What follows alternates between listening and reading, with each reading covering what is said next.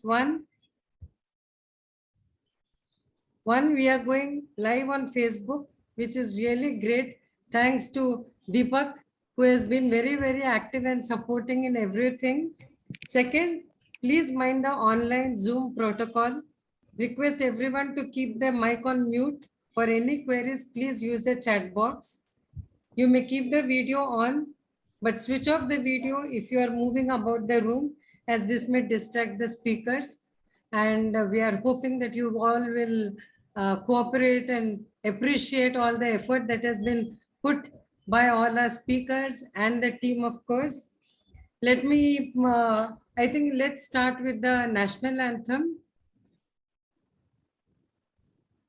Shall I ask Deepak?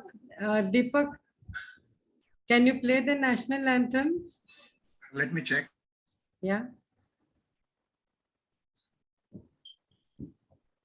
Deepak can sing with this beautiful. Not even singing, one person can sing.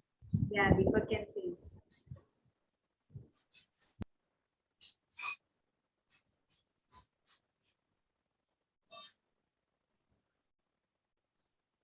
Deepak, you will have to unmute yourself. Huh? Yeah, just give me a minute. I'm putting. Yeah.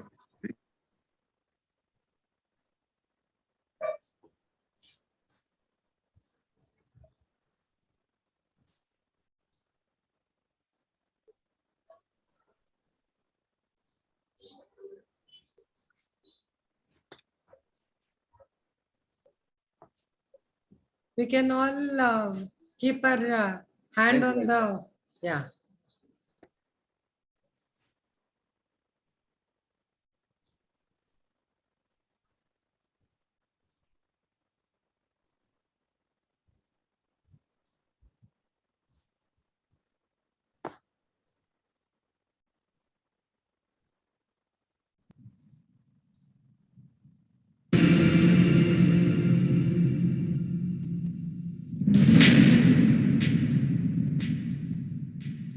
जनगण मन अधिनायक जय हे भारत भाग्य विधाता पंजाब सिंध गुजरात मराठा द्राविड़ उत्कल बंग हिमाचल यमुना गंगा उच्छल जलधि तरंगा तब शुभ नामे जागे तब शुभ आशीष मांगे गाहे तब जय गाथा जनगण मंगल दायक जय हे भारत भाग्य विधाता जय हे जय हे जय जय जय जय हे।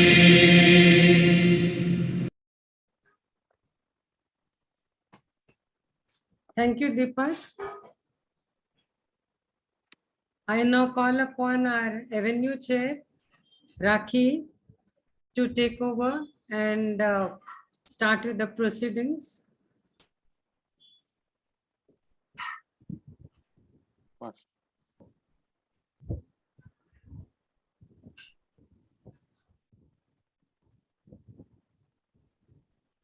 Just give me a minute. Yeah, welcome everyone to the district Swachh seminar. Really heartening to see so many of you all who are genuinely, concerned of the environmental issues. We have all been working sincerely for many years. We have got very eminent speakers amongst us who have been really working towards making our environment, our society a better place to live in. We were expecting our district governor to join in. Unfortunately, he is not been able to join in as yet. I've been trying to connect with him, not picking up the call. So maybe when he joins in, we'll get to hear from him. So today, I think the agenda has already been sent across, but we'll be hearing from some very good eminent speakers like Dr. Milind Kulkarni to start off with, Dr. Yogen Parikh and Aniruddha Chakravarti. He's done so much work. We're really looking forward to hear from you, Andy. And of course, our advisor and director, Parvez Merchant, and Today, before, I mean, of course, Kusuma is going to do the vote of thanks, but I take the opportunity to thank her here before she thanks us all, because she's been of constant help right from beginning. And Deepak, of course, because of Deepak, we got the Zoom ID and everything. Is handling everything. And I would like to request all the club presidents. I know it's the fag end of your Rotary year, but still, this is something which can be carried forward with by your incoming presidents also, because cleanliness and keeping our environment clean is not something which gets over in one particular year. It has to be constantly done, and we look forward for all your support, and we as a team are always there to support you and to answer your queries, and for any help we are just a phone call away. So I hope you all take away some good learnings and examples from all the eminent speakers who are going to share their experiences with all of us. And I look forward to seeing a wonderful and a Swachh of Mumbai in years to come. And the work has already been started by all these toilets who are here as speakers today. So now I would like to welcome our first speaker, Dr. Milind Kulkarni, who's going to do the introduction of Milind. I will be doing it. Yogen bhai. Yes, so I hand over the proceedings first to Yogenji, and Yogenji, thank you so much for joining in and being the. My pleasure. Yes, thank you so much. Good morning, everybody. First of all, thank you very much, Swachh Mumbai Avenue of Rotary District 3141. It's a great pleasure to be here amongst all of you. I'm very encouraged by the enthusiasm of the people when they were introducing themselves. And I'm sure we are all going to go back home with some learning, including myself. Our first speaker this morning is Dr. Milind Kulkarni. He has a PhD in environmental engineering from IIT Bombay. He is a leading member of an NGO in Andheri, Mumbai, which is doing a very good, positive, constructive work in Swachh management or Clean Mumbai. Milind is past president of Rotary Club of Mumbai Green City. He is very active in Swachh activities, not only in Mumbai, but also in his native Kolhapur, where he is sitting just now. He will tell us about household solid waste management. Milind, please come forward. Yeah. Good morning, everyone. Thank you very much, Yogen Bhai, for that small introduction. Nice introduction. And it is good to hear from a mentor and teacher. As you know, when I joined internship, you were my boss. So it is a great pleasure and satisfaction. And I again thank the Swachh Avenue for taking initiatives. Kusuma, Parvez Merchant, Rakhi, thank you for organizing such an excellent event. And I hope this event will be very much useful for the housing societies and all other organizations who face daily problems about how to manage their solid waste management. And it will be also helpful to urban local bodies in tackling this issue. So now I'll start sharing my screen.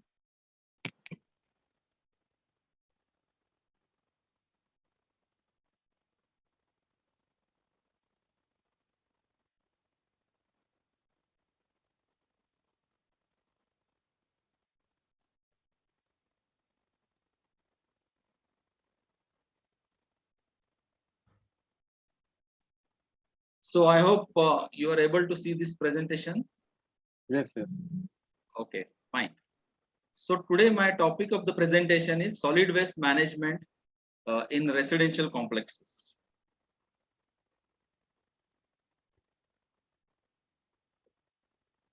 So whenever any housing society starts this particular exercise, they are totally blind, or you can say a lot of awareness is required. So the housing society should invite people who are successfully doing this solid waste management. So in our NGO called as Ekta Association, which is at RTO Road, Andheri West, as Yogen Bhai was telling, I am the secretary of that NGO, and we requested all the member housing societies to do the segregation and composting. So that time we invited our corporator Jyotsna Dige and members of Vijayanagar Housing Society at Andheri East. So they have done it very successfully. And Varsha Bapat and Mr. Limay, they gave us guidance about how to do segregation, how to do composting, how they are doing, what difficulties they faced, etc., etc. Then after this lecture, you have to prepare these handouts where correct guidelines regarding the different categories of waste are given, because still there is a lot of confusion in the minds of people. What is dry waste? What is wet waste, etc.? What is domestic hazardous waste? So you have to give this picture. So green dustbin is for wet waste. So everything which is produced by God is wet waste, like flowers, food items, etc., etc. Dry waste, plastic, paper, glass, all this comes in dry waste. Domestic hazardous waste, sanitary napkins, diapers, razor blades, syringes, broken glasses, all these things comes under domestic hazardous waste. Apart from that, there are other wastes like e-waste, construction and demolition waste. So their generation is not on a daily basis. So you have to have special drives for the collection of this waste. Again, many housing societies have got what is called as garden waste, which is also considered as wet waste. So these are the three different categories, and from every house you should get 3 dustbins, one for wet waste, another for dry waste, and the third one is for domestic hazardous waste.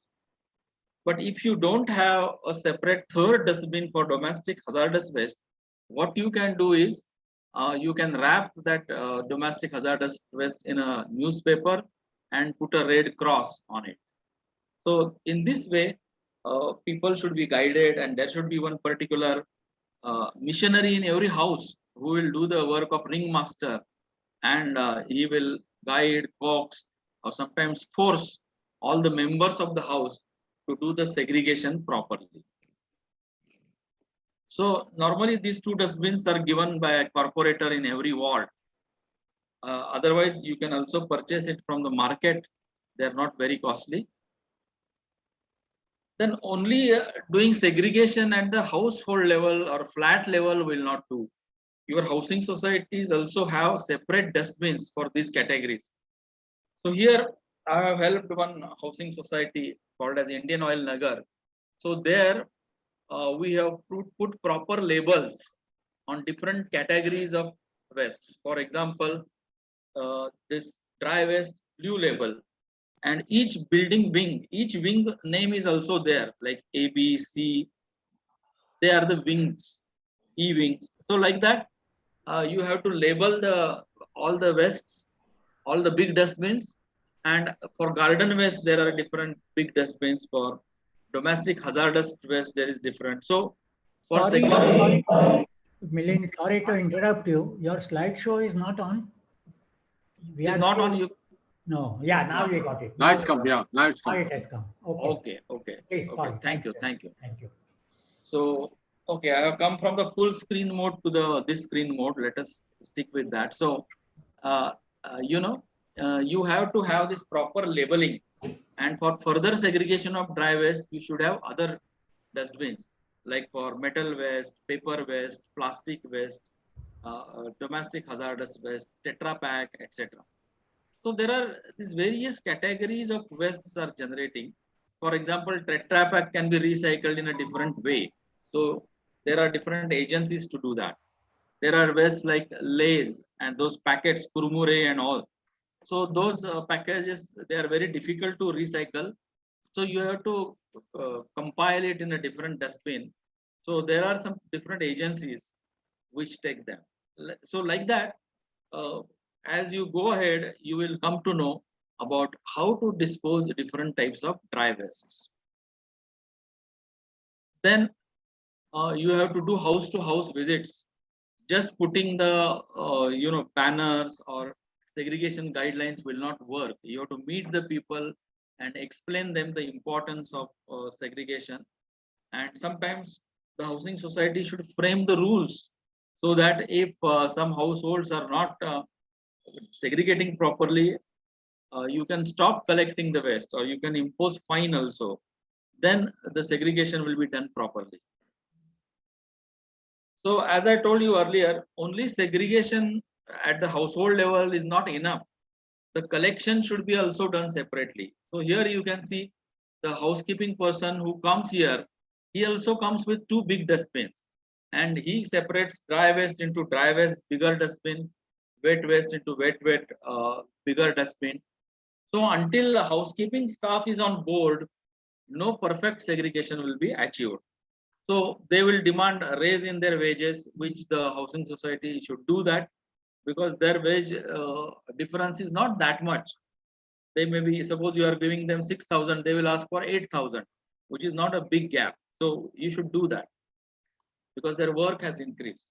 Now, after separation of say wet waste, what are the next option? Because dry waste anyway will be collected by the municipal corporation in the separate dry waste vehicle. So for composting, there are different technologies like composting pits, composting cages, composting drums, composting tumblers.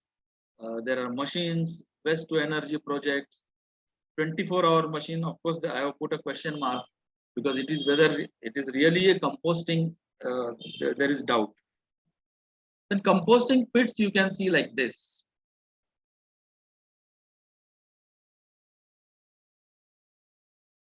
So there are of typical dimensions of 6 feet by 4 feet, and the depth should not be more than 2 feet.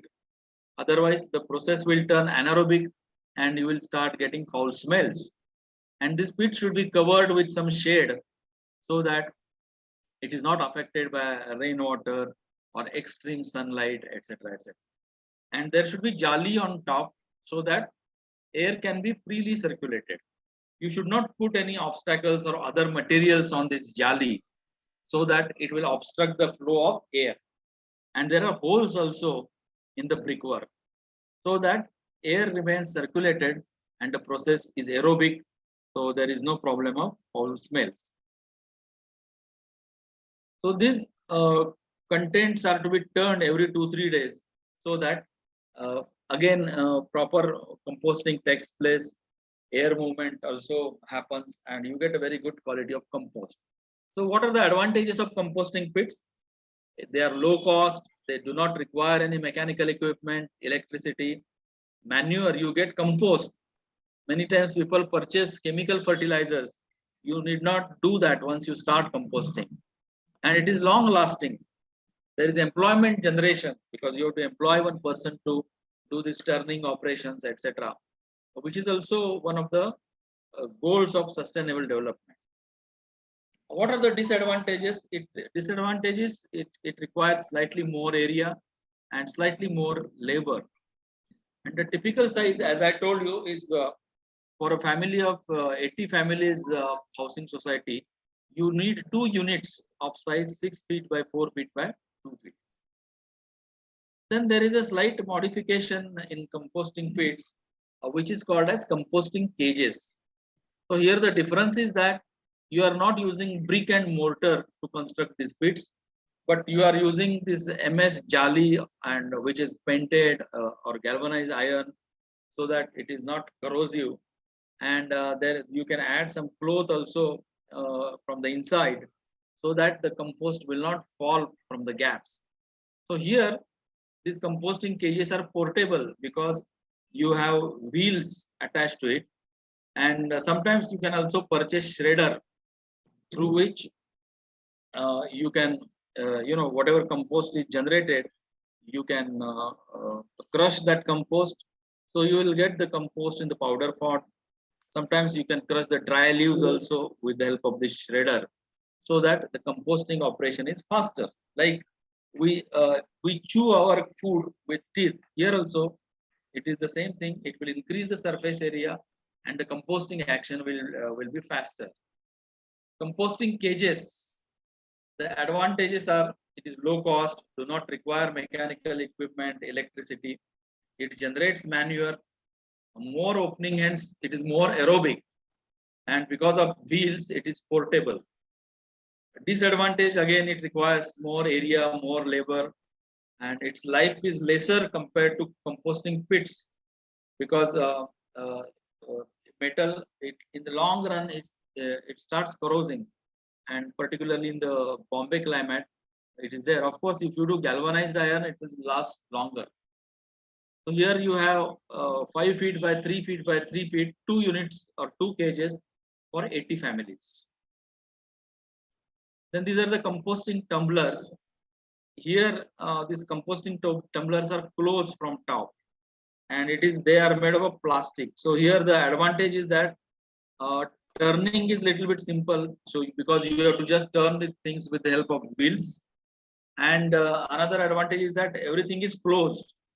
So aesthetically, it doesn't look bad, but the drawback is that in this case, the air is very less because the holes are very less, and the chances of process converting anaerobic are very high. So when you open the lid, sometimes you get very bad smells, and leachate is formed, which is a liquid. And plastic as such is not good for environment, because if you consider the life cycle, after some times these units will be discarded, and the life cycle cost is higher. So as I told, they are portable, waste is packed. Disadvantages, again, they require large number of tumblers, so more space is required. It can get converted into anaerobic. So 2 units of 3 feet by 1.5 feet diameter are suitable for 16 families. So for 80 families, you will require 10 such tumblers. So that much space will be required. Organic waste converter. So this is a sort of machine, and for 300 flats, 300 kg per day, suppose waste is generated, the cost will be around 7.5 lakhs rupees. You require area of around 300 square feet, and 2 units per day of power is required.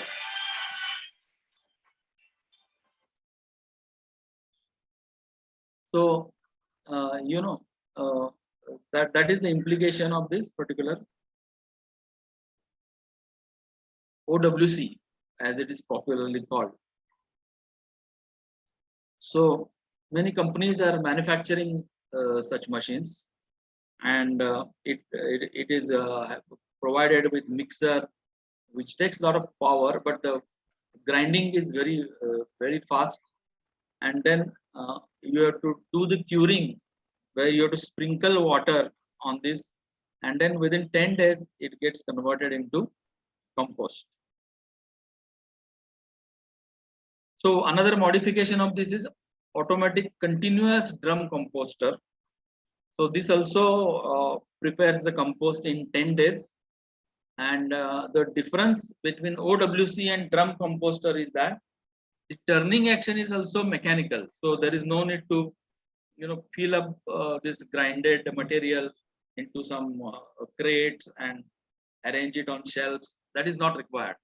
The same is taken care of by the drum, which rotates at a very nominal speed, so that the electricity consumption is not also very high, and you get a very good quality of compost. So typical photograph of automatic continuous drum composter is like this. Then before designing any system, you have to do a typical waste audit, because every housing society has a typical character. So you have to find out that sometimes the waste generation is lesser, sometimes the waste generation is higher, etc., etc. So here we did the typical audit for a 156 flat society. Dry waste is around 50 kg, wet waste is 150 kg, and domestic hazardous waste is 10 kg per day. So each flat or each family generates around 1.35 kg of waste per day. So you have to design your system accordingly. So selection of technology options. So it is depend on the culture of the particular organization or the philosophy of the particular organizations. So nowadays many corporates are also giving a lot of importance to sustainable development. So even company like Infosys, they can easily afford these machines, 24-hour machines or drums, but they are giving more importance to low technology, low cost, low technology, because they want to employ the people, and because they are interested in sustainable development. They don't want to consume a lot of power or electricity. They want to have low life cycle analysis cost. So considering this, they choose low cost, low technology option. So waste pickers, they can be also employed and their empowerment takes place. And it is robust because machines, they require, a lot of, you can say, maintenance. So something goes wrong, you have to call these people. And generally, solid waste management itself is a low priority area.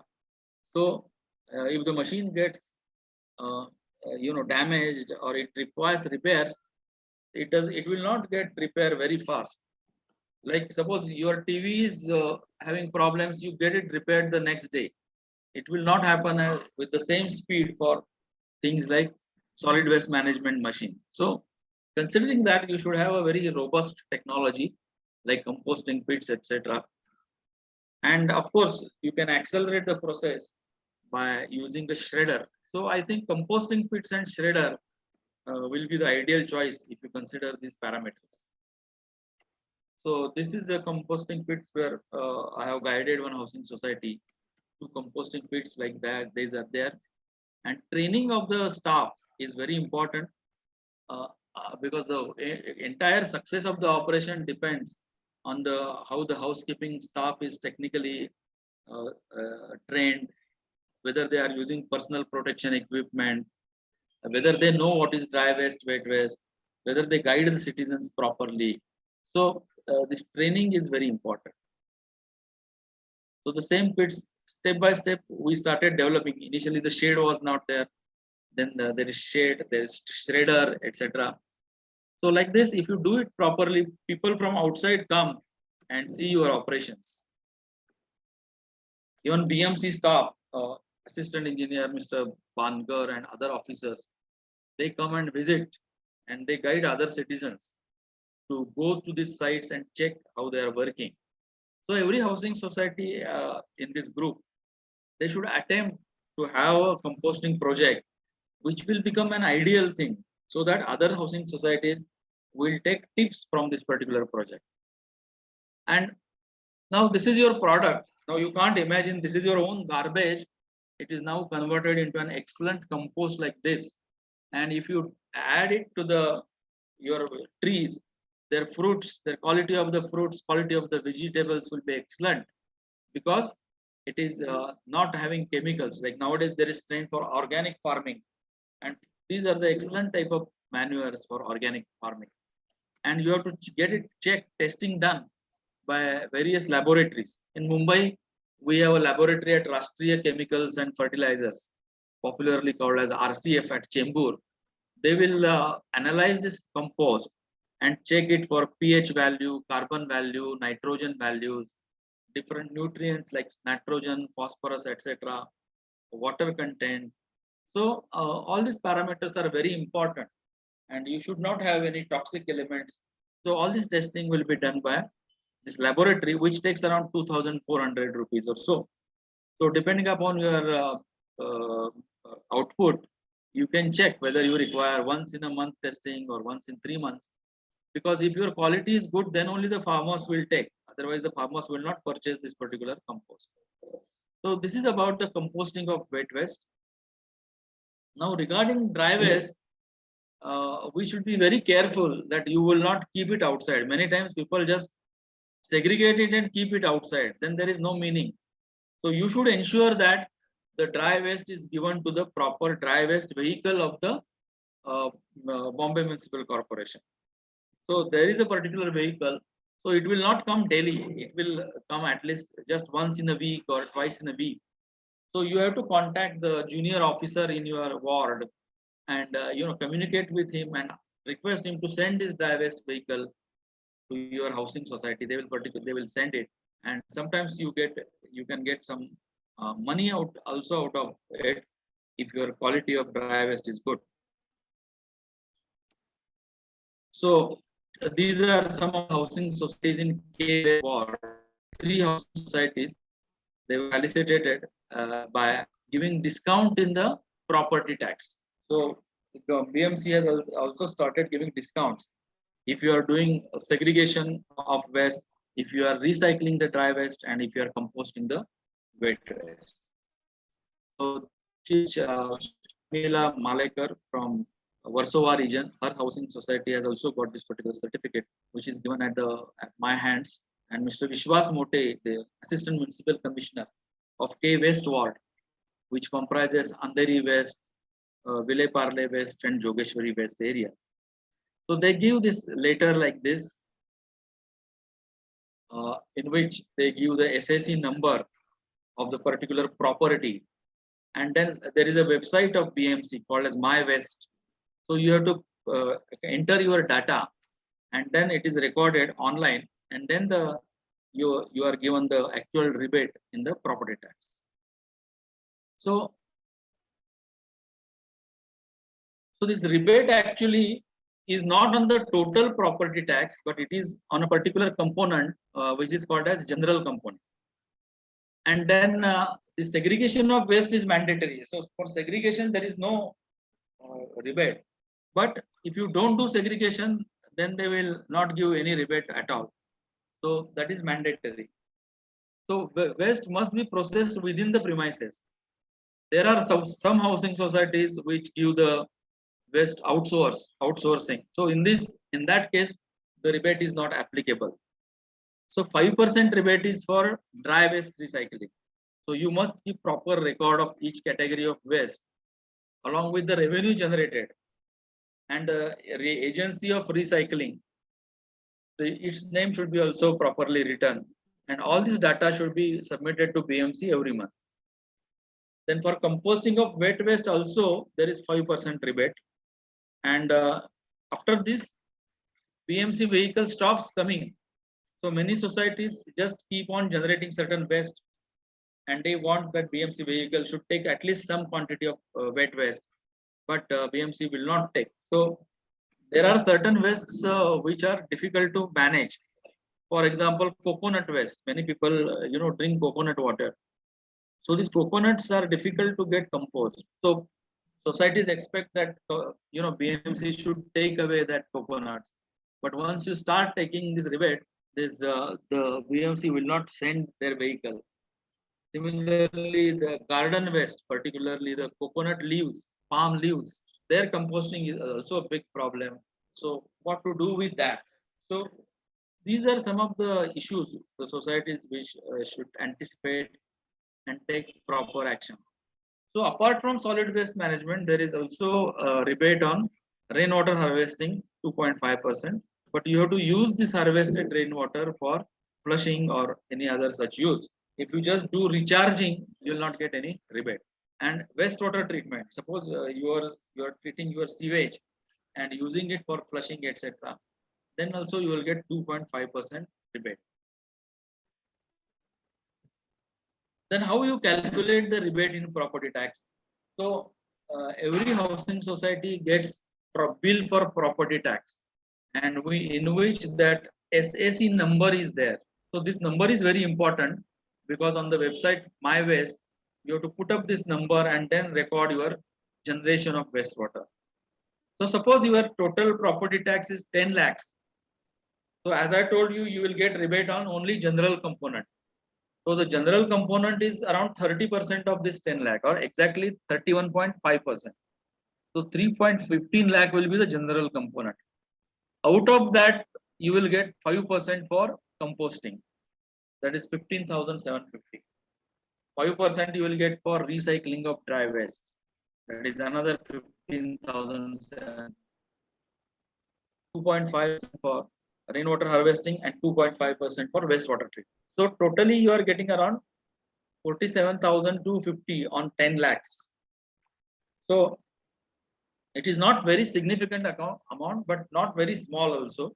So it is just an incentive which they have provided for to those societies which take efforts in composting of wet waste, recycling of dry waste, rainwater harvesting, etc.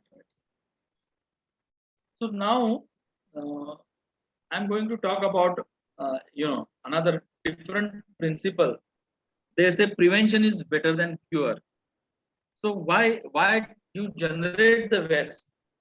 So nowadays there are certain solutions available by which the generation itself is very less. For example, medicine waste is also one of the important waste generated in households. So many medicines are taken, and if the expiry date is there, after expiry date, you just throw it. So there are certain softwares available which will track this particular expiry date, and they will intimate you. Then you can, donate also such types of medicines, because we have pyramid, those pyramid, they don't have money to purchase the medicines, but they should know from where they will get. So there are apps which will help you, from where you will get free medicine. So like that, this is applicable to food also. So if many poor people, instead of wasting the food, if they are getting food like free of cost through donations, nothing like that. So there is Milind, I am sorry to interrupt you, Bharat, but I think we are running short of time. How many more slides you have, or can we? just last two slides. Okay, please. just hurry up. Yeah, please hurry up. Okay. So in this way, if you do proper, management through apps, applications, you get a lot of benefits. This is particularly applicable to the, big departmental stores, food chains, etc., supermarkets, where, by tracking the expiry date, giving discounts, and then giving donations, you serve various objectives like 40% less waste, 70% less time spent while checking each and every date, 70% more revenue from discounts, and simplified donations for the needy people.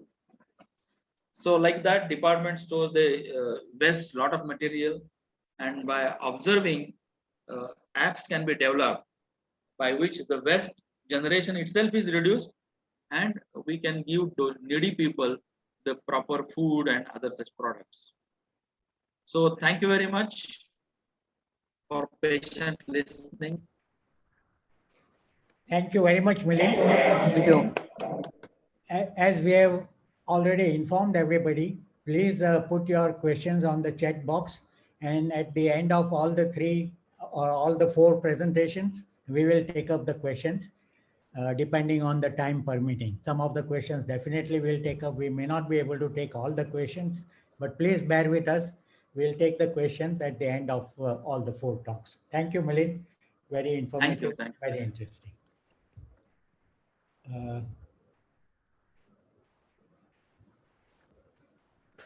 I think the next speaker needs no introduction because he is notoriously known in the environmental field for last 45 years, and he has had around 800 failure cases of wastewater treatment. So there is nothing more need to be said about me. I can start with my presentation. I'll share my screen with you.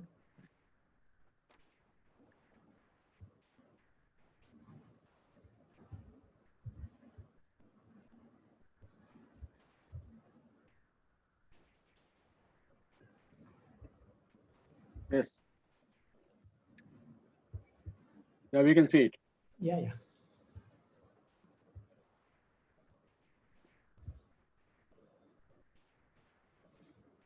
Okay, I'm going to talk about wastewater treatment and recycling in housing societies.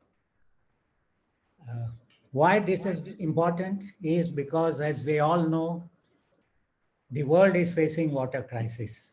The water crisis is not limited to your society or my society, my town or my city and your city, but it is all over the world. Most of the countries of the world are facing water crisis. The crisis is twofold. It is both in terms of the quantity of water available and the quality of water available. We have created this crisis both for the quality of water available by polluting our water sources and also depleting the quantity of water available. Let's look at India. The basic water facts of India is India has 18% of world's population. This number may be slightly plus or minus. It would vary day to day and hour to hour. But let's say we have 18% of world's population, but only around 4% of the world's water resources. So for us, the crisis is even more severe or more critical compared to some of the other countries. If you historically look at the water availability in India, the annual per capita or per person water availability in 1947, when we became independent, was around 6,000 cubic meter per year per person, which is today probably down to, I don't know, maybe 1,300 or even less cubic meters per person per day. So we have about almost 1/5 of the water availability that we had during at the time of independence. You can blame it on the rising population, certainly, but it also is a result of depletion of availability of good quality water.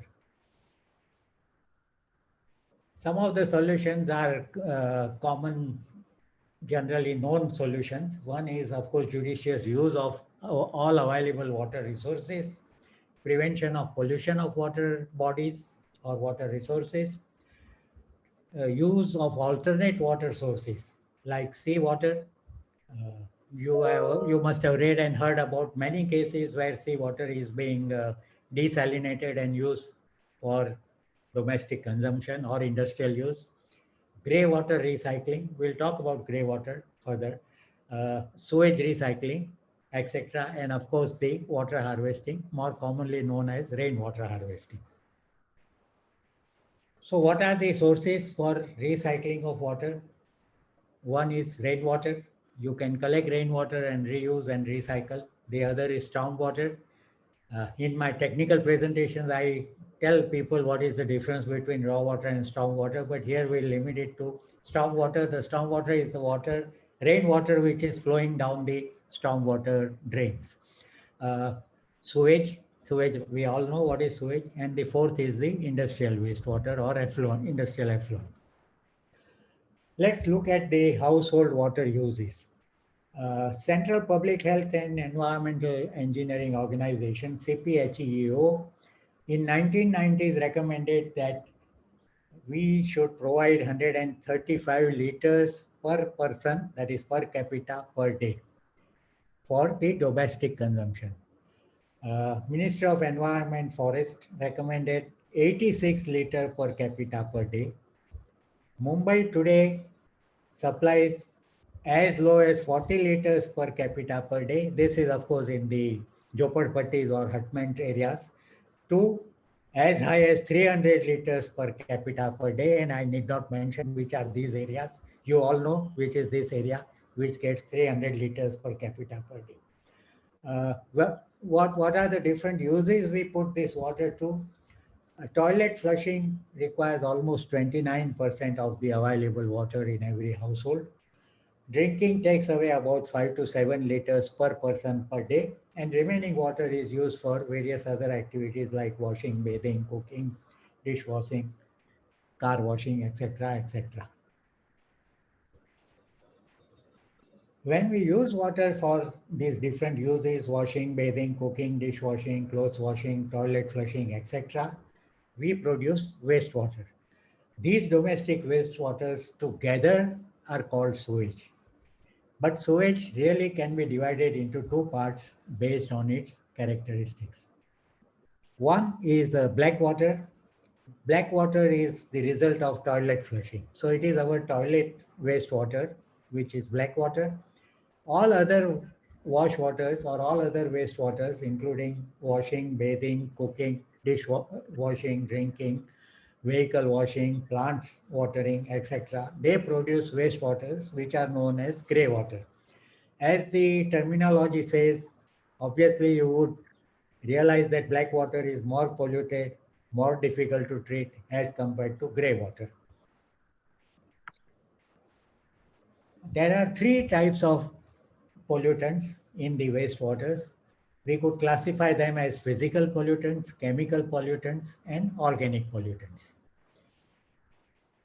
in case of sewage or domestic wastewaters, we need not worry about chemical pollutants, as sewage normally has very little or almost no chemical contamination, and the chemical contamination in sewage is generally within tolerable or acceptable limits. Let's talk about sewage disposal. Till very recently, the practice has been to combine the black water and grey water and discharge the sewage or the combined domestic wastewaters into public sewer. This is more commonly, I'm talking about cities like Mumbai, where the sewerage system is provided. In places where public sewer is not available, the sewage is treated in a septic tank and allowed to percolate into the ground or into the soil through a soak pit. But more underdeveloped areas like villages, the sewage is discharged untreated onto the ground or allowed to flow into a water body like the village pond or a rivulet. So there are three types of sewage disposal practices in the country.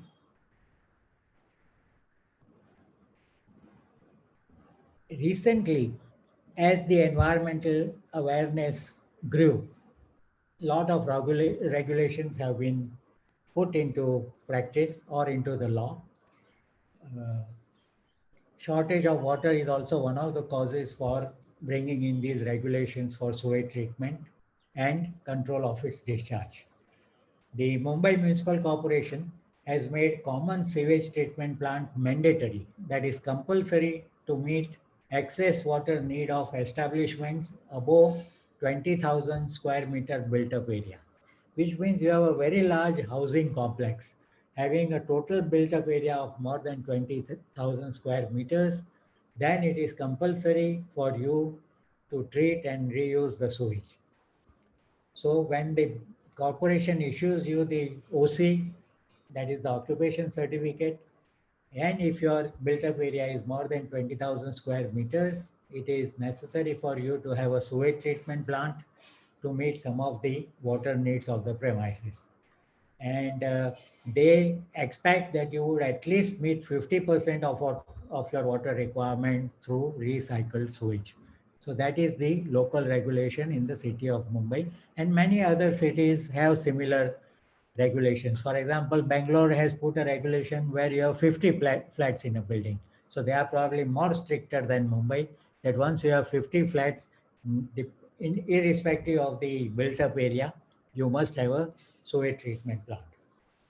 The purpose is to recycle at source and use treated water for purposes other than drinking and cooking. Normally, they say that for drinking and cooking, you use fresh municipal or public water supply. But for your other, what we like to call low-end uses, please use recycled sewage water.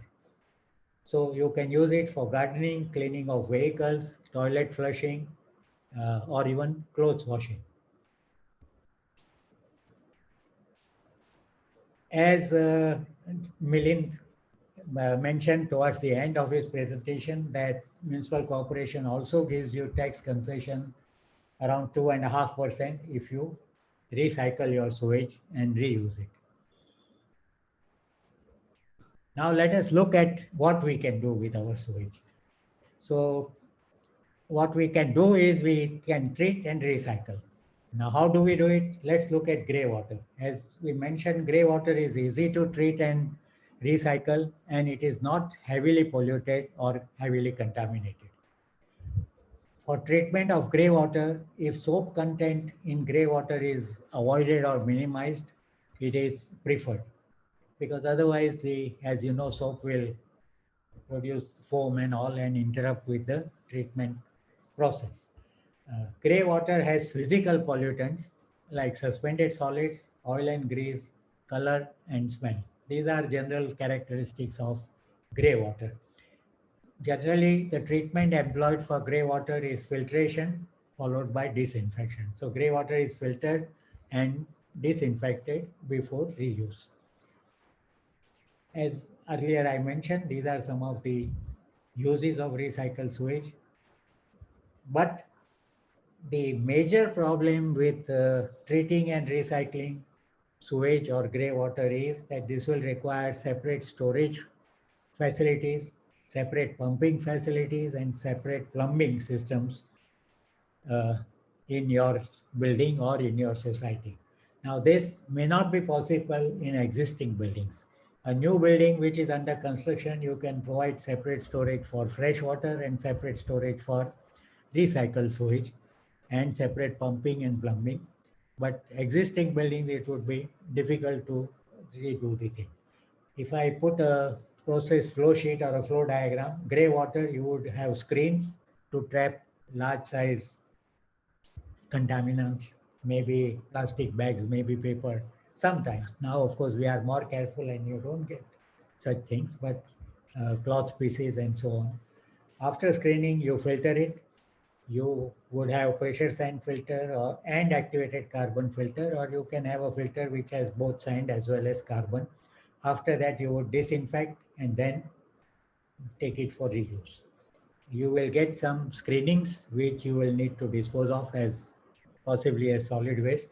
And of course, you will get backwash water whenever you backwash your filters, which will go along with your sewage wherever you are taking. Now, if you are talking of black water or toilet flushing water, this can be treated separately in a sewage treatment plant or can be combined with the gray water and treated in a sewage treatment plant. The reason to treat black water separately and gray water separately is more due to aesthetics and human resistance to use recycled toilet water for any purpose. So generally people prefer that you treat gray water separately because also it is easier to treat. And if the municipal sewerage system is not available, sewage treatment plants are not available, then you put up a sewage treatment plant for your black water. Black water would have physical as well as organic pollutants. And it would require, whether you treat it separately or you combine it with gray water, it would require complete treatment, including biological treatment and disinfection before you can reuse it. I mentioned filtration. This is what a pressure filtration plant looks like. So you could have it in your basement or you can even install it out in the open in your compound. To filter your gray water or even sometimes to filter your biologically treated sewage water or black water.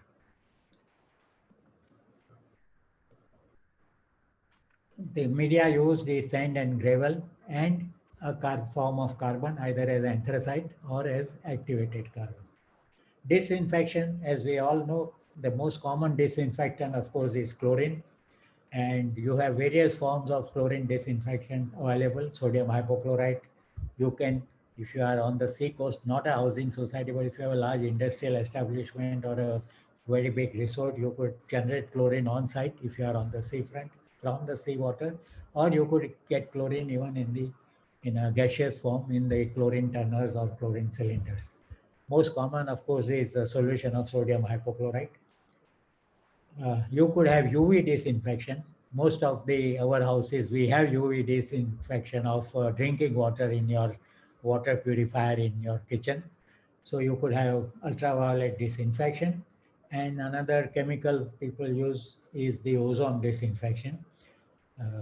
So you could have either of these three, but most common, as I said, is chlorine disinfection because chlorine has the residual effect. So you dose chlorine and after chlorinated water, if you store, the chlorine effect remains.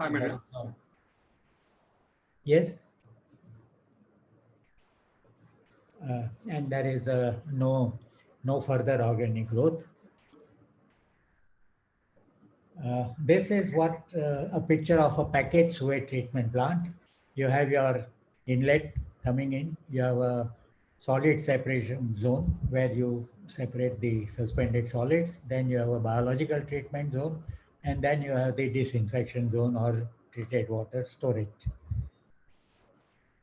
You get these compact units which can be installed above ground or which can be also buried into your ground, and you would have only the manholes just like you have your sewer system manholes visible on the ground. Of course, for biological treatment you would require some air and you would have blowers for that. So here there is energy consumption for running of your blowers as well as maybe sometimes pumping in your sewage and pumping out your treated water. What are the advantages? That it is a compact single tank design, generally made of FRP. You can also get RCC tanks. I would not recommend using steel tanks because they would corrode very fast, especially if they are buried in the soil. It would require almost 40% less space as compared to a conventional sewage treatment plant, which you see above ground anywhere. There is virtually no civil work. You can get the whatever capacity units you want, from 5 meter cube per day to almost 100 meter cube per day. So depending on the volume of sewage you would like to treat, you can pick a model. It is very easy and quick installation. Installation and commissioning can be done within 7 days. Consumes 30% less power than a conventional sewage treatment plant. Okay, there is another compact sewage treatment plant model which is called RBC, or rotating biological contactors. These are very popular for installation in hotels, residential hotels, or even hospitals, and even now malls. And you have a drum made up of discs and which is rotating at a preset speed. Half of the drum is immersed in the sewage in the tank and half is exposed to the air. So you have the sewage and you have the air, and the biological growth on the plates, and the biological treatment takes place. One of my favorite treatment system is, of course, the natural treatment systems, because as I mentioned earlier, the regular STPs required large chemical, large civil cost, as well as operating cost in terms of energy and maintenance. So these are low energy consumption plants, almost zero energy consumption other than pumping into it. It is an all green natural process. There are no moving parts, no sludge formation, very efficient removal of biological contamination as well as nutrients like nitrogen, gives a garden-like ambience, and it is a one-time installation, long life. Unskilled people are adequate or can operate these plants. Here is a picture of a constructed wetland plant. As you can see, it looks like a garden, but it is treating your sewage. This is how we developed it. We did an experiment at IIT Bombay. We had about 22 different soil conditions and different plants to optimize the soil and the plant. And based on that, then we put up a pilot plant at IIT. In the background is the Powai Lake. We are on the IIT campus here. The sewage is entering from extreme left of your picture and gets treated by this natural system. And you collect the treated sewage or treated water on the right hand side, which you can disinfect and then use it for gardening. This is a actual project which we executed in a town called Maswad. This is near Satara, between Satara and Pandharpur. Here is the sewage flowing out through the pipes into a dry river. Actually, it is only the sewage which is flowing out into a dry river. We built up a constructed wetland plant right in the river bed. The river is on the right hand side in your bottom picture. The other one is a close-up view of the constructed wetland. And the treated water from this constructed wetland or the treated sewage of the town is used for developing this garden right next to the constructed wetland. The garden also has a beautiful water fountain, pumping water from the constructed wetland. And of course, the water is also used for flushing of the toilets in the public toilets at the end of the garden. Another case study I can show is the Man Lake in Jaipur town. There is a Mansingh Palace in the center of the lake, but the lake had become a polluted dump yard. And this was the condition of the lake. And after treating the sewage entering the lake through constructed wetland, we could collect beautiful treated sewage water in the lake and see the palace condition now. And see, at night there is a beautiful restaurant. People come, take a boat, go to the palace and enjoy. Not only people enjoy it, but look at the birds, the flora and fauna. Look at the different varieties of birds which have started coming, and this has become a very popular tourist attraction for Jaipur.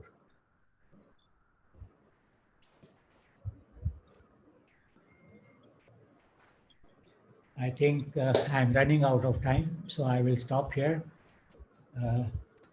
I will now introduce the next speaker, Anindya Chakravarti.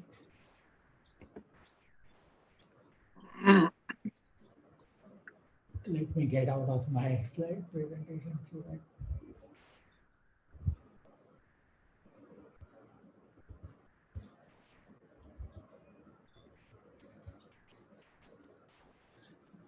you can hear me. No, I think. Yeah, I can. Okay, you can hear. So Anindya Chakravarti is an engineer as well as a MBA, Business Administration graduate, Management and Business Administration, and he has years of experience in IT and telecom. Green Initiative is his pet dream, and he has been instrumental in fulfilling the same at his housing society in Powai, Mumbai, where he was a managing committee member for 9 years and where he has made his society carbon neutral. Very important to know, his society is carbon neutral. And I would request Andy, as we call him, I would request Andy to share his experience and guide us in waste management. Andy, please come. Yeah. Sir, you have to stop sharing your computer. Yeah, I will do that.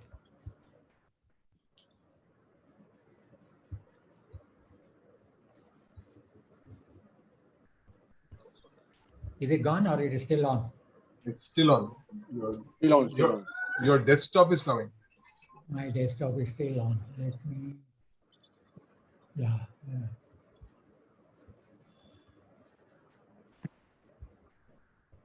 Is it still on? Yeah. Stop sharing. Just go to the stop sharing. The bottom of your screen, stop sharing. Yeah. No, not leave meeting. Cancel. The green button. Yeah, Green, I got green it. button in the bottom. Yeah, I got it now. Just stop sharing. Yes.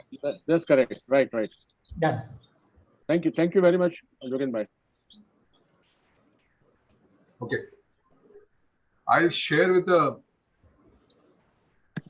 Let's start with the news video.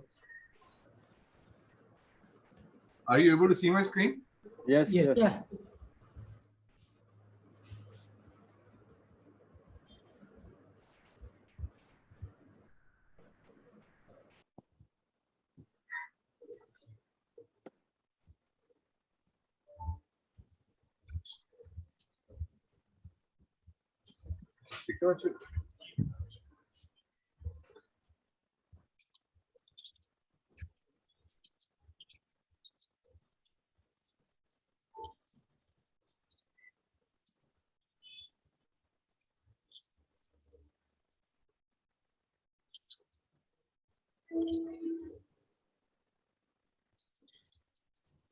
Is everybody able to hear anything? I am not hearing anything. No. Not really. We can't hear it. We can't hear anything. Yes.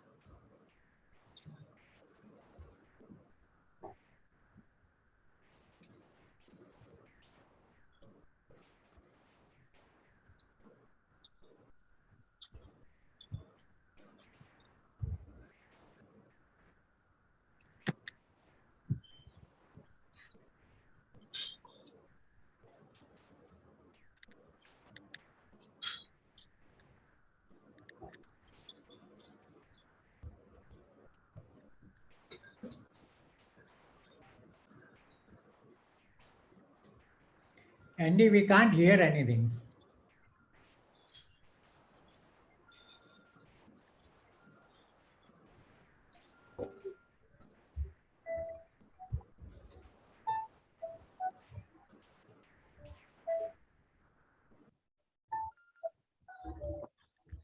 Hello.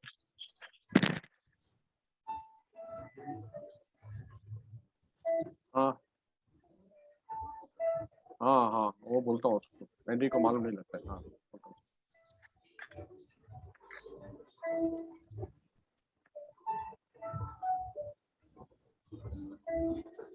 Pravesh, you want to call Andy? yeah, I'll call him. Yes, to on the volume button on the share screen. Volume. Andy.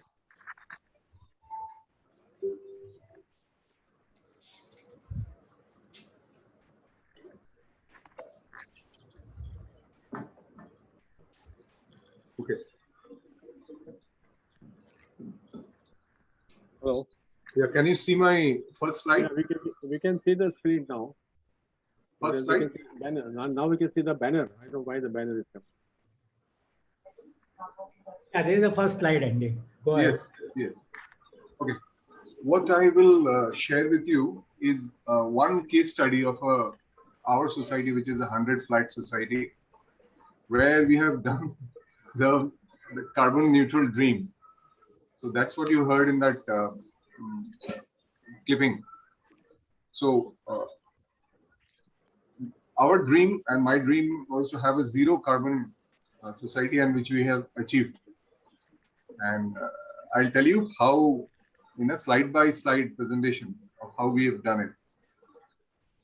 So coming to carbon neutrality, what is constituent of the carbon emissions of a unit of a housing society? Then how to negate that through solar, waste, and water. These three means. On an average, people breathe oxygen, and how much oxygen do they need in a single day? See, if you have 100 flats, 4 adults per flat, and you have an oxygen need of 1 kg of oxygen per day per adult. So you will have a requirement of 400 kgs of oxygen that your 100 flat society will be needing on the site that you require. And the generation of people, the waste that they will generate other than the carbon dioxide which they will inhale out, is in a 100 flat society about 1 kg per flat of dry waste and half kg of wet waste. This is what we have seen over a period of 7 years that we are doing it. Now, when you say a carbon neutral society, what is the essence of a carbon neutral society? What is the mathematical or engineering essence of a carbon neutral society? This is the balance sheet of a human breathing carbon footprint of human breathing. This is the balance sheet. So on the negative side, for 400 people, you need 400 kgs of oxygen to negate the carbon dioxide which they will emit. So in the positive side, how much carbon are you saving? So in the solar, we develop 180 units per day, which saves 180 kgs of carbon dioxide, which takes care of 180 people. Now, along with solar, we have a garden and a football play field, which has 100 trees.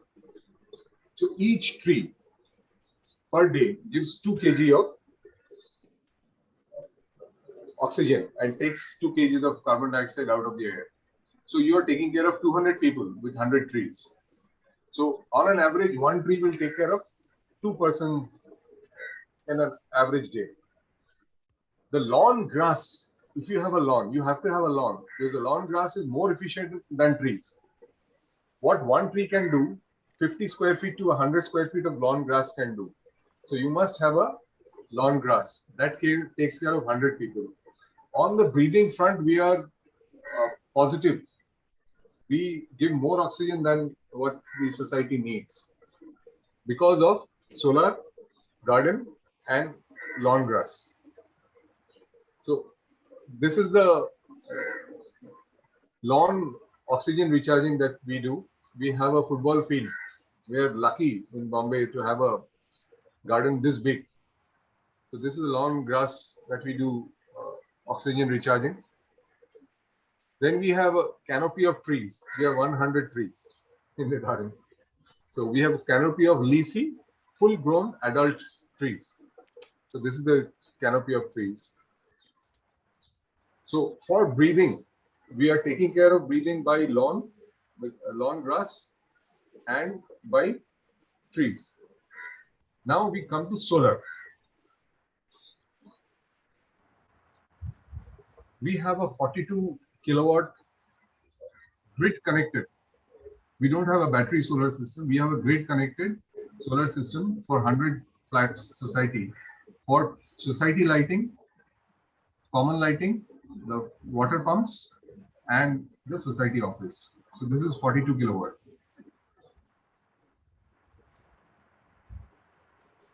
We are using currently only 40% of our terrace, and I'll come to what we are going to do with the rest.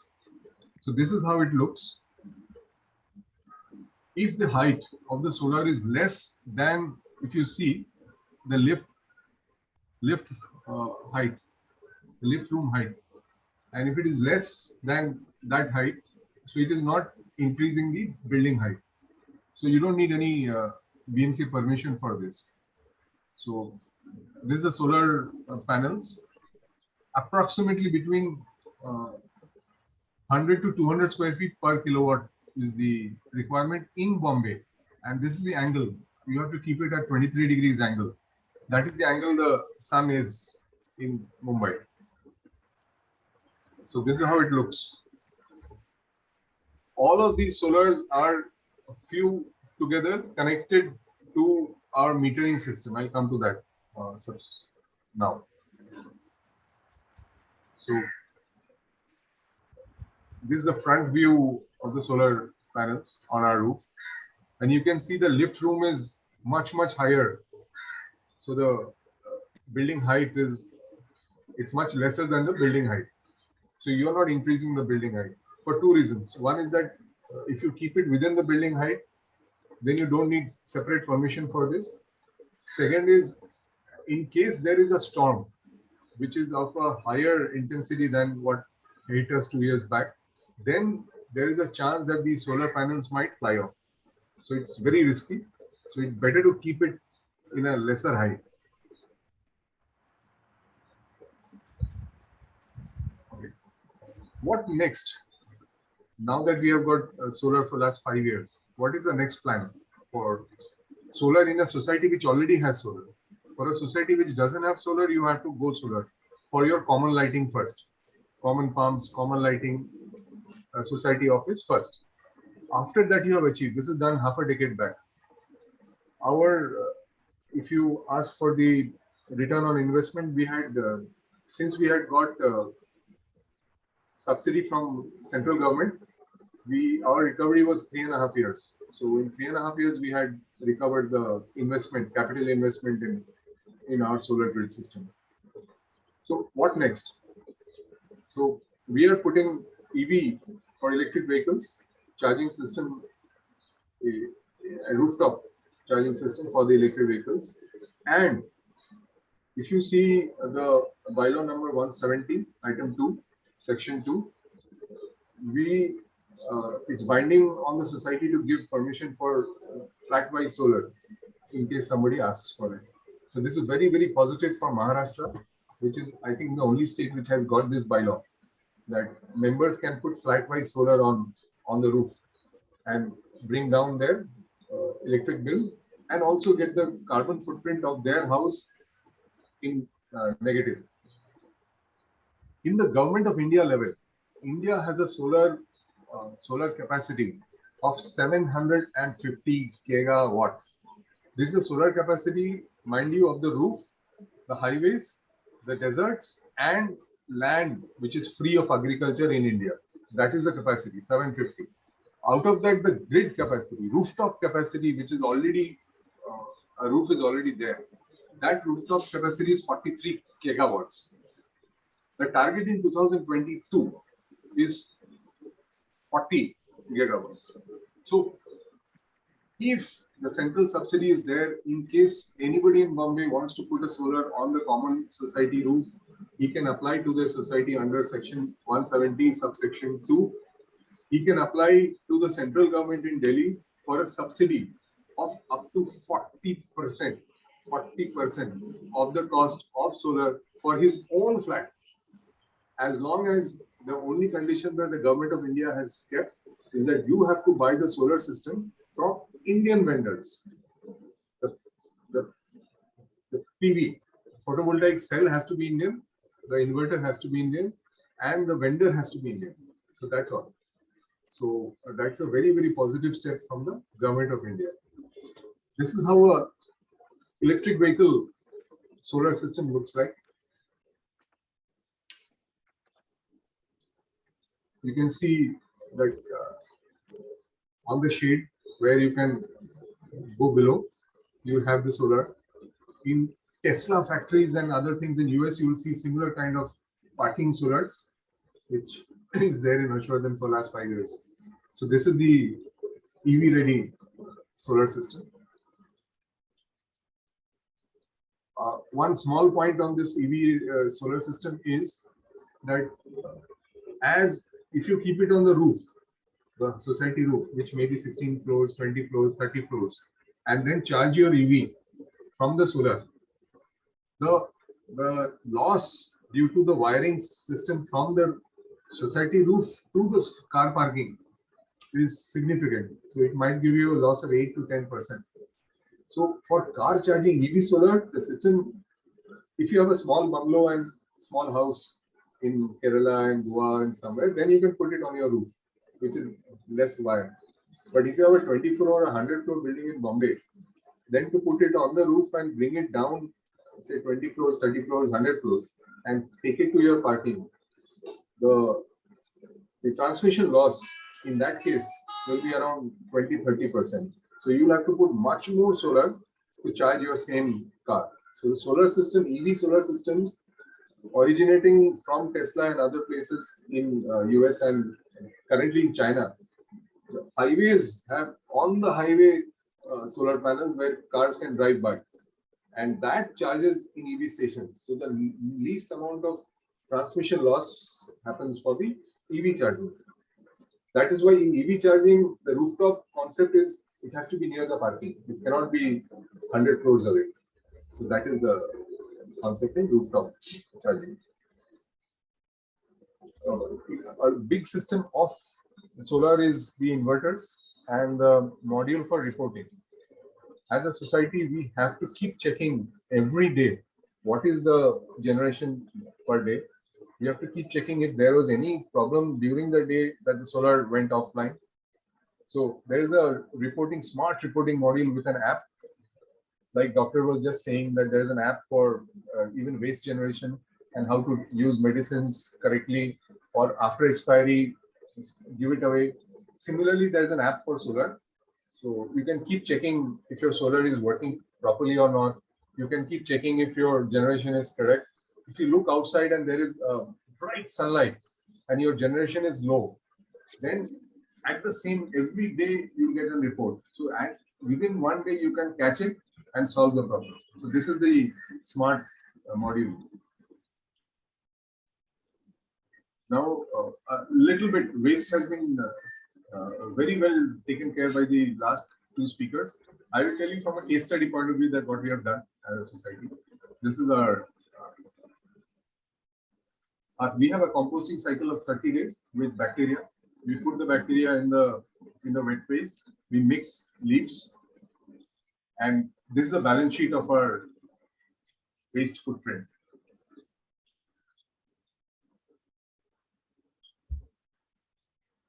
And this is how our waste management looks like. We have a crusher, which the big food waste like bones, mango seeds, and everything, you have to crush it. So this is the crusher, and this is how it's done. So you have to mix dry leaves with wet waste and crush it like this. So after this, you put in pits. It was very well covered by the last speakers, so I'm not covering that. I'll go straight to water, rainwater harvesting. So for a 100-flat society, to take care of the needs of 50 flats, you need to get, there's a thumb rule. If you need full coverage, then you need 200 tons.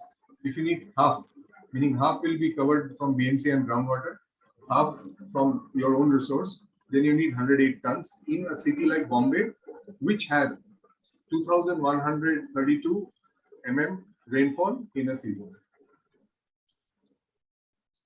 So it was very well covered by the last speaker. So I have the same thing. The future wars will be for water, to prevent or to have water.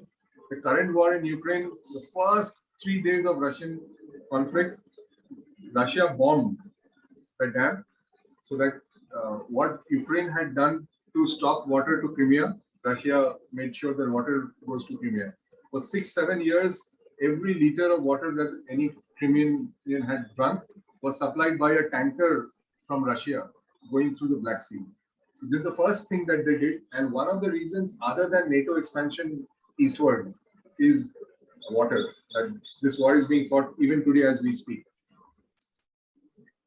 BMC is having a big water problem. Every summer, as the summer goes by and the monsoon is delayed, we'll have water shortages, our dams are drying up, and BMC is reducing the water. So water is an absolute, is a thing that we have to take care of. The wars are going to be fought on water tomorrow and today. It's being fought today for water. BMC is not giving any digging permission for any new borewells. So one such means of water sufficiency of a housing society is rooftop rainwater harvesting. So this is how it looks like, the balance sheet. We in India, like a doctor was just saying in the last slide, our WHO says that one human being needs at least 85 liters of water. But in Bombay, that requirement, and India is 65, and in Bombay is 50. The BMC supplies only 50 per capita, 50 liters per day per capita water. Out of the 2 liters is potable, that person has to drink. So at 108 tons for a 100 people society, we are taking care of the water needs of 200 people. So that is the calculation. This is how the 2D diagram of the rainwater harvesting system looks like. That there are tanks, there is the piping which brings the rooftop water down to the tank. It has to cross the road, and in 4 months of monsoon, this is how the 3D modeling looks like. You'll have the rainwater tanks at the ground level. You'll have piping, and the tank systems are such that the first tank will have dirty water. Then when it fills, it goes to the second tank. When that fills, the third tank is absolutely clean water. We have tested it in government laboratories, and it is almost as good as potable water. So that is the kind of water you'll get after the first week of rain. In the first week of rain, you have to just not let these tanks fill up. You will have to let it go. You'll have a safety valve where it can be put in the groundwater recharging, which I'm coming to further. This is how the plan view looks from top, 3D modeling of the rainwater harvesting system. These are the actual tanks. Each tank is a potable level tank with 25-ton capacity. This is how it looks in our garden. It's hidden behind lush trees. This is placed in the garden.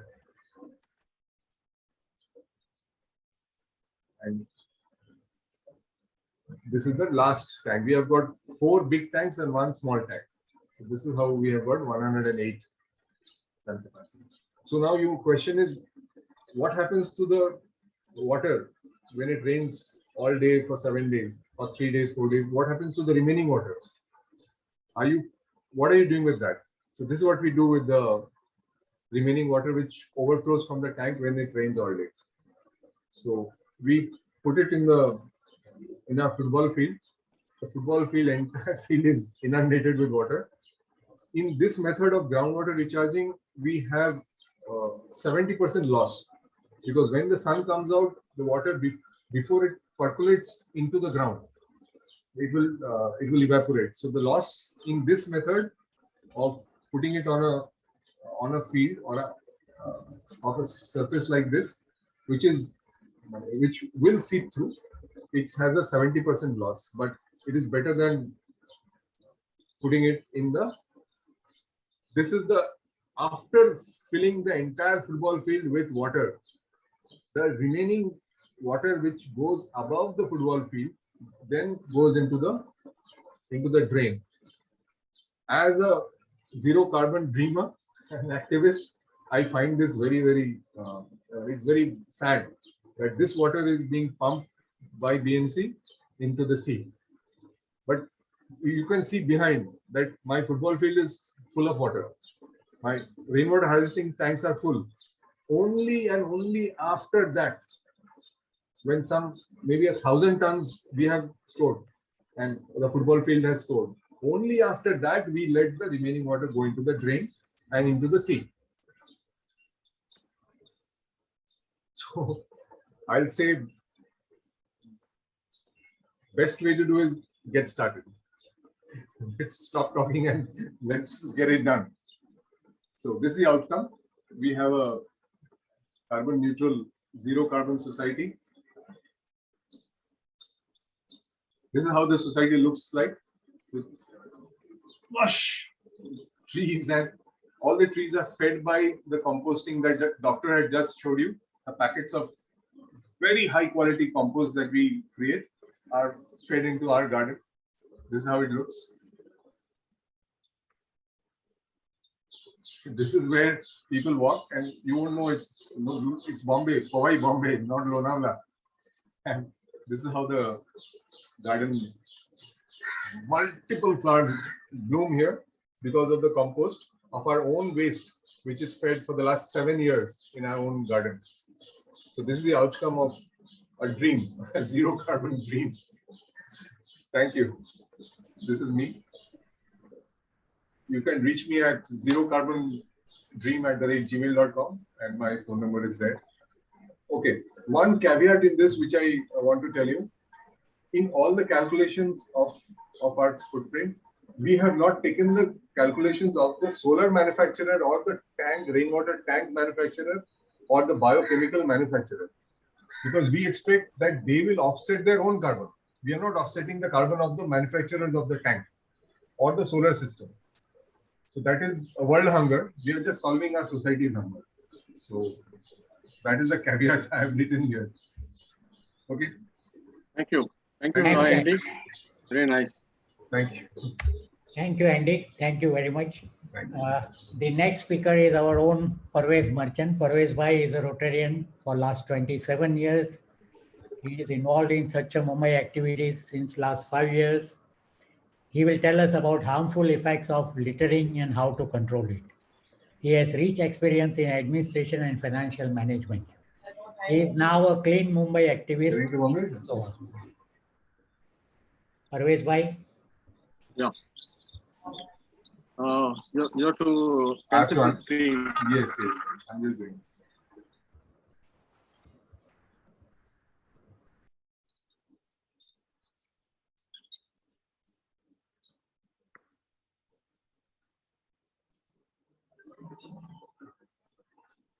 Yeah. Yeah, just 1 second.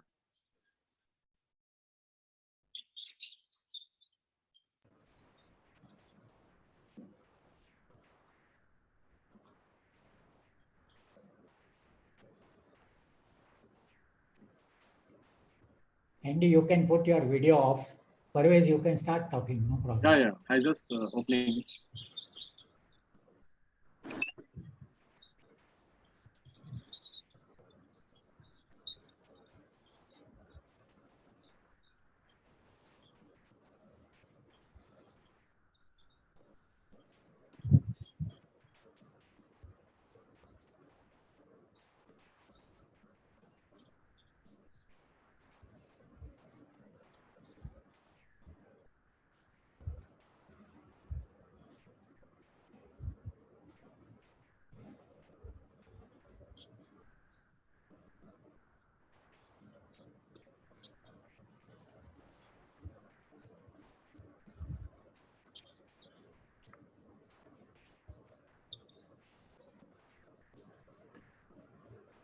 Okay, can you see the screen? Hello, friends. Can you see the screen? Yes, yes. Okay. So it's not going to take much time, not more than 10 minutes, I assure you. This is a PowerPoint presentation made for the Rotary clubs and for the housing societies somewhere before 4 years. That's why the logos are old. I have not changed them, unfortunately. Okay. This is the stop littering is the first step towards Swachh Mumbai. That's what we have been believing and we have been advocating. What we require is an attitude change is required from one and all. The waste management, what we talked about just now, is of course order of the day, and we all have to follow. But the basic responsibility is not to litter. When you litter, then the waste management comes in picture. If waste management comes in the picture only after the littering is not done. If your society compound is full of litter, and then you try to do waste management, and you don't have sweeper to clean the garden or your compound, so again, we are adding a special factor onto the waste management. So let me go through this quickly.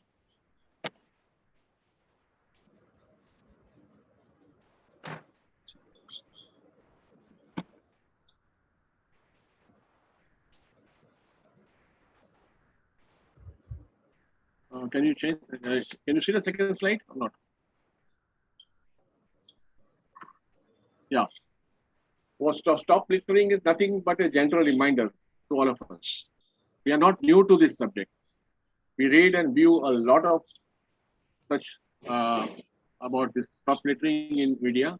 We do take action occasionally, but there is no consistency. And we need reminders for everything in life. Even a baby needs a reminder to take his food, and the elder also needs a reminder to go for a walk or to take his lunch or whatever on time, and his medicine. So there is litter everywhere.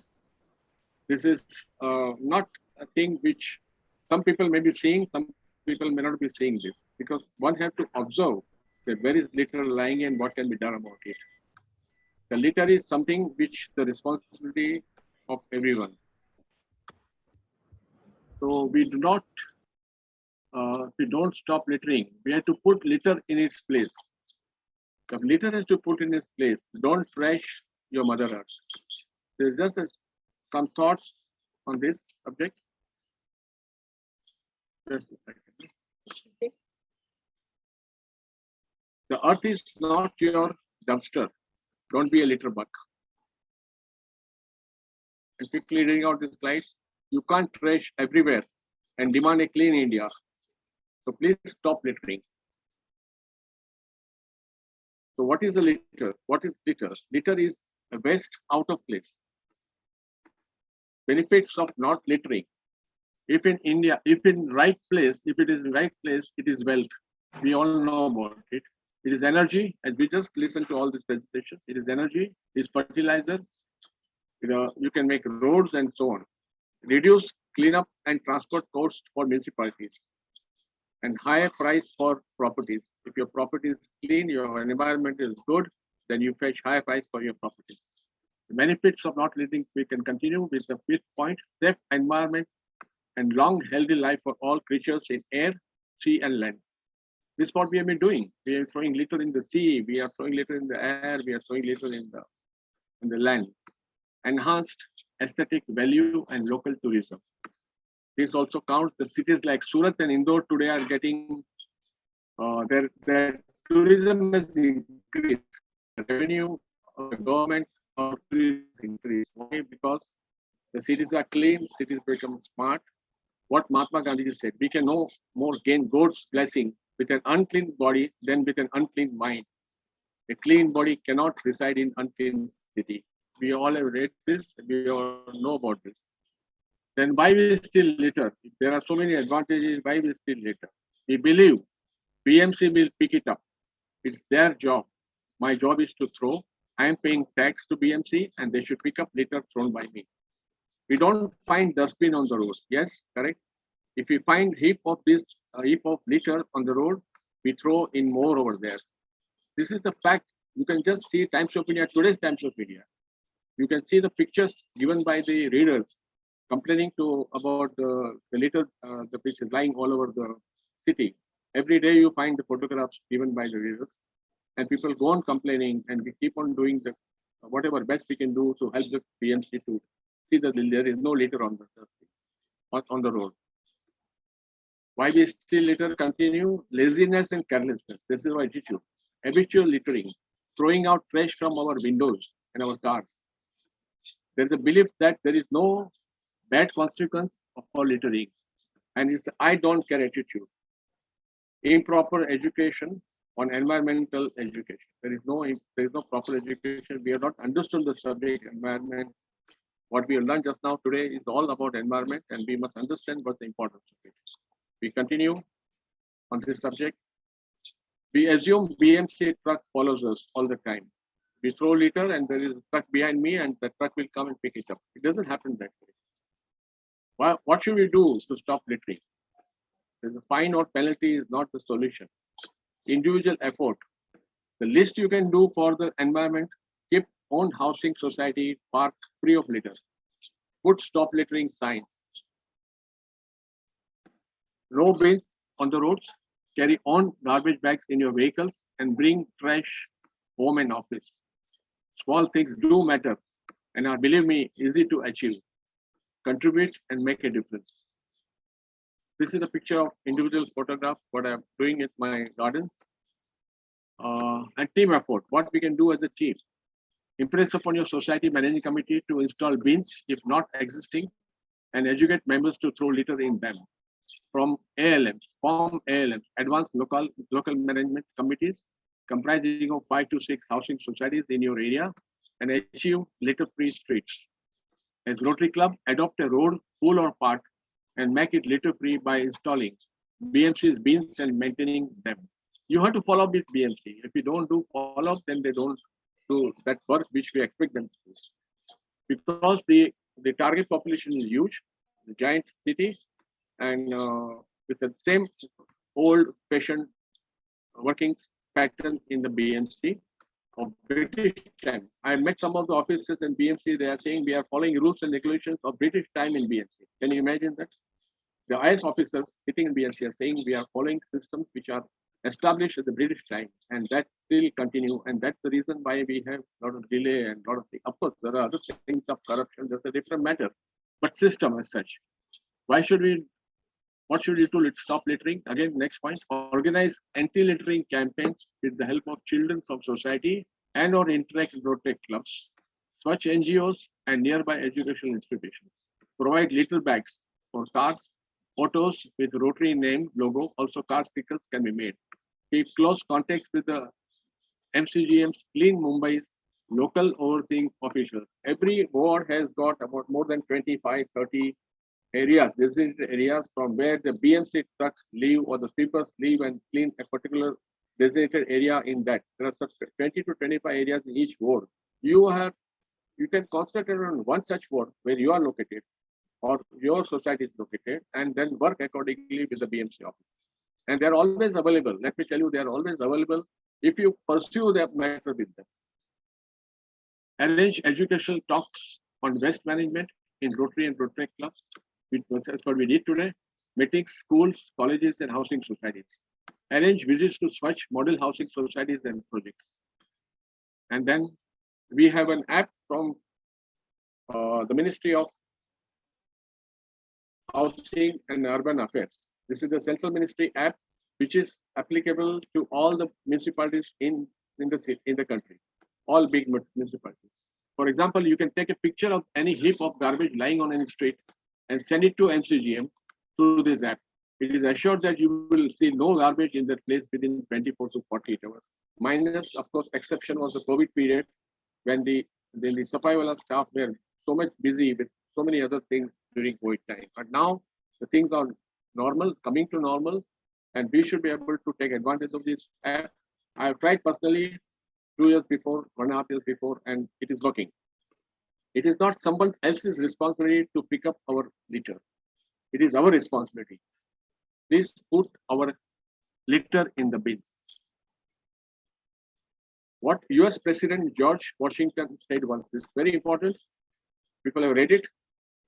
If everyone cleans his or her backyard, the city will be automatically clean. If everybody looks after the society, inside and outside, then the city has to become clean.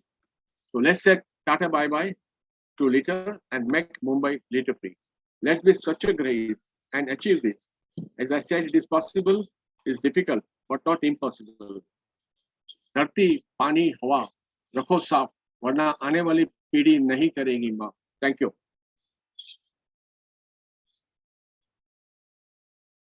Thank you, Parvez. Yeah, thank you so much. We can now take up the questions. I think there are 3 or 4 questions. The first question was, we have 2 tube wells which are dry now. Can we use them to collect rainwater? What would be the approximate cost? Andy can probably answer if Andy is still there. Otherwise, I will take up. Andy, are you there? Yeah. Say the question again. The question is, we have 2 bore wells which are dry now. Can we use them to collect rainwater? What would be the approximate cost? No, once again. Collect rainwater or Yes, to collect rainwater. collect? Yeah. Okay. Collect rainwater. What I actually think your question is that I have got rainwater. Can I put it into the borewell? Yes, or can I recharge my bore wells with rainwater? That is the question. Okay. Absolutely a bad idea. And you are going to not only spoil the groundwater for yourself, you're going to spoil the groundwater for the entire region. That stream of groundwater will be spoiled. The way to charge groundwater, the way to recharge groundwater is to have one natural seepage, which that means you put it in your ground, not the concrete ground. If you have any lawn or anything, put it in that. That is one way. The nature has that 2 meters of soil, 3 meters of soil, which filters the groundwater and absorbs the chemicals out of it, and then only the pure water goes to the seam, the groundwater seam. Now, if you want to recharge your tube well, bore well, that is tube well, there is an entire process to it. You have to dig 10 feet trench around the mouth of the tube well. You have to put big stones in the bottom, then small stones in the middle, and then carbon and sand on top. The rainwater that you get from the roof, you have to put it in this pit, and then the pit will filter out the water and recharge your well. So you have to, there's a cost to it. Stones, small chips, carbon, and sand. This is a trench. You have to build a 10 feet by 10 feet by 10 feet trench for one ground well, to recharge one ground well. And then only you can put the rainwater on this. And then it percolates in, gets filtered, and goes in.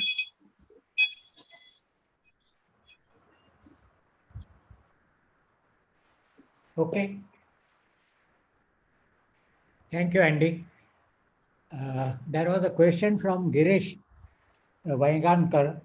He was asking for mobile number of one of the speakers. I don't know whose mobile number he wanted, but I think he has left the meeting. So we'll have to see. Girish, you are not there, I believe, because you said goodbye 5 minutes back. Yeah, both have left. Yeah. So, and the third was, I don't know, it just says for housing societies with 60 to 70 flats. Who is asking this question, and what do they want to know for housing societies with 60 to 70 flats? No, I wanted to know this. It was in connection with the borewell. So it is in connection with With the the, borewell only. yeah, okay. yeah. All right. For 60 to 70 flats, whether the borewell water, but you said borewell water is a very bad idea. So we can't use it. No, he says directly putting the storm water into the borewell is a bad idea. You Yeah. filter it and put it in the You have borewell. to filter it. Either you filter it naturally, in which is fact, the in best way. some states and some places, because you're poisoning the groundwater for everybody, For it is it. a crime. Mhm. In some countries, it's a crime. Yeah. Even in a village, even in a small village in India, for recharging the groundwater, they make the pit. They spend the money on making that pit. It, yeah. That is only the only way you can recharge it properly. I think these are the questions that I have received. If anybody else has any question, you are most welcome to come forward. Otherwise, we Yeah. can come to the One last question from me. yes.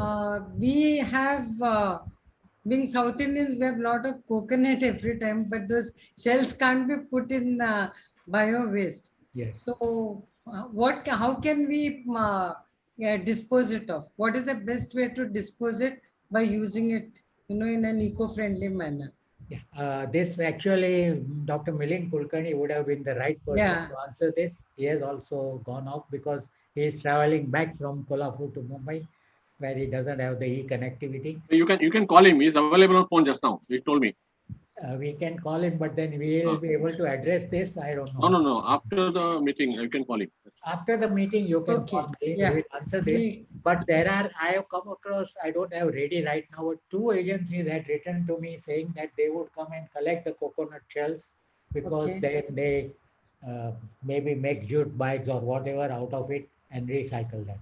So I think, Parvez, we need to prepare a list in our Swachh book. We need to add this. Yeah. We have to see. Let them know that we already have a booklet. We have to add this, update this booklet and circulate again. Yeah, we have a Swachh booklet where we have whatever we talked today, all that is covered in the book. The we printed, it's a also- printed booklet. Yeah. Yeah, printed booklet. And we also have at the end the list of agencies which provide services in these areas. So we today, add these coconut whatever waste. agencies have come today, their names will be also added over there after Yeah, the we checking. added, and for coconut waste, we should specifically add that these are the agencies which will collect your coconut shells. But of course, you should have substantial quantity. One coconut per day, they will not come to collect it. But your building society or your ward can have all the coconut shells connected. BMC was thinking of doing that collecting coconuts separately and then recycling them. Our club president wants to ask some question. Daksha wants to ask some question. Daksha, Prasadas. Daksha, you can go ahead. You're on mute.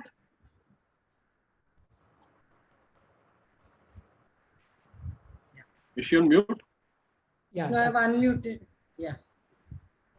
Yeah, same question I too had in my mind, because we get a lot of these coconuts and then how to dispose them off. And I have collected a bag full thinking that I'll ask somebody how to dispose it off. So since you are saying you have the number, you might as well share with us on our personal chat, that is on our WhatsApp, those guys who are into this jute collecting, I mean jute making.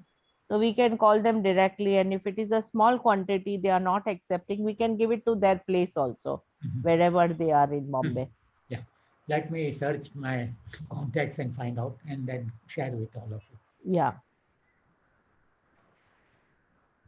Okay, There so is just one to give more you question from Mr. Saurabh Sen. I'll just put it in the main chat box, or I'll put it, Yogen ji, I'll send it to you. Yeah.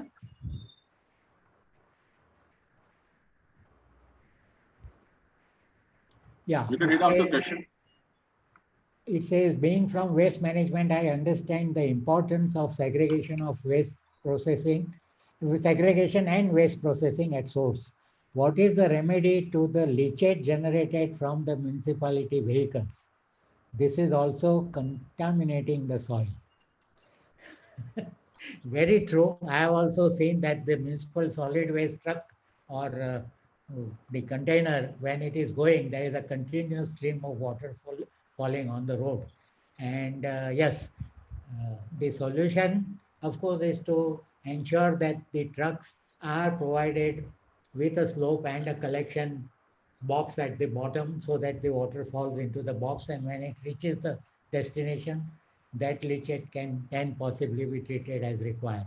But otherwise, I don't see any other solution in terms of the leachate developed during the transportation. At the municipal waste dumping site, of course, if it is a scientifically designed disposal site or dump site, then of course there is a leachate collection system around the dump site, and all the leachate flows into the leachate collection system, and then it is treated and disposed or reused as required. For even the hazardous industrial waste, that is what we do, that we have the hazardous waste collection sites, which are then provided with the leachate collection, sampling and collection systems.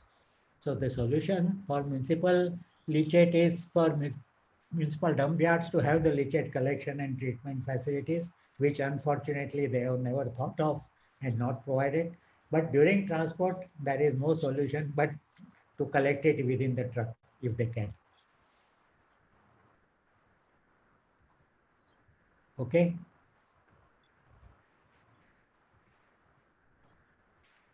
Saurav, that Saurav is around. I'm sure he's there.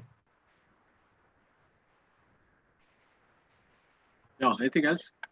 Yeah, I think that's the last of the question. Okay, Parvez bhai. Okay, I think that's Kusuma. You can. Yeah.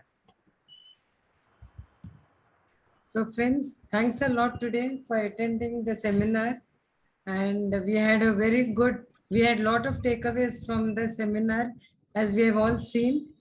And we thank our environment experts, Dr. Milind Kulkarni, Mr. Rotarian Yogen Parekh, and green activist Anindya Chakravarti. Thanks a lot for taking your time and sharing. And I can tell you one thing, I have visited his society and I've been totally inspired by the kind of work that society has done. It's fantastic. I think our community people should go and visit. Yes. We should make a trip to this. It's very good society, and it's really, I've seen the solar paneling and everything that they have done. It's unbelievable. Fantastic, yeah. Yeah. Thank you for all the three clubs, the host clubs, that is Rotary Club of Mumbai, Borivali East, Rotary Club of Mumbai, Green City, and Rotary Club of Mumbai Elite, for taking the initiative and putting up this seminar.